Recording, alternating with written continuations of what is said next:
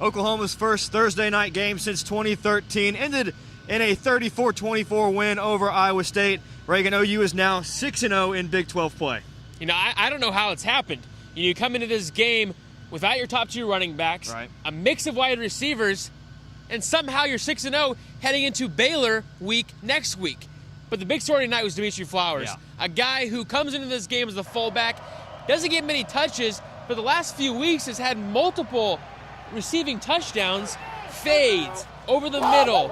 Baker's has really trusted the guy, and then comes in tonight and gets the bulk of the carries over Abdul Adams when all of us thought Abdul Adams would get the bulk of the carries, replacing Joe Mixon. Didn't really see Abdul Adams much in the second half, but you talked about Dimitri Flowers. Huge game for him, and his head coach and offensive coordinator both had great things to say about him. I don't believe I've ever seen a guy do all of that and what he did so well in a game ever. You know, that I've seen a guy play all the positions that he played, run the routes, draw pass interference, catch tough, tight passes, play quarterback for a snap to pick up a first down, run the football for 115 yards, and he had couple of days of practice at it, you know, a few days of practice to do it.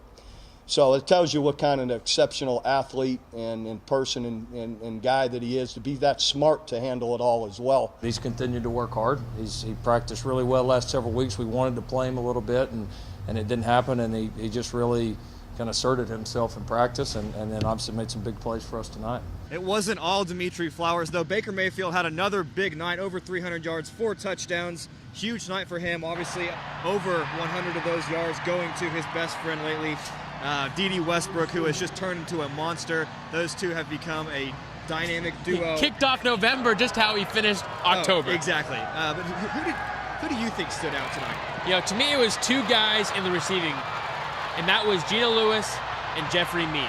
Coming into this game, I would have never guessed Jeffrey Mead would have got playing time that early in the game, and before you know it, he has a touchdown. Geno Lewis, a guy who has had a lot of excitement during spring of being the guy who's transferred in from Penn State, a key target for Baker with the loss of Shepard. Turns out, halfway through the season, he's now a big target for Baker, like we all expected to see. And Bob Stoops had plenty to say about those two guys. Geno Lewis is really, an excellent player, strong guy, receiver, understands the game, uses his strength, to his advantage, and he's been a big key on the last couple of games in some key, spots, picking up first downs and making some really tough plays. Jeffrey was great to see Jeffrey Mead come up with some competitive, tough plays, and he's a guy that I hope that'll keep happening now that he's done it some more confidence, and because he's a guy that has a chance to keep doing that. Oklahoma will now get a mini bye week as they are off this weekend. They return to practice Monday, Reagan, to prepare for Baylor at home next weekend. I'm looking forward to seeing Joe Mixon back. There's no way you can go into Baylor week at home, turn into a pretty big rival with the Baylor Bears.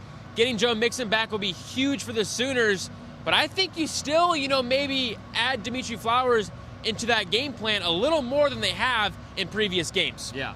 Well, that'll do it for us here at chilly Jack Trice Stadium in Ames, Iowa. Be sure to check out OUnightly.com for more information, and also OU Nightly tomorrow live at 4:30.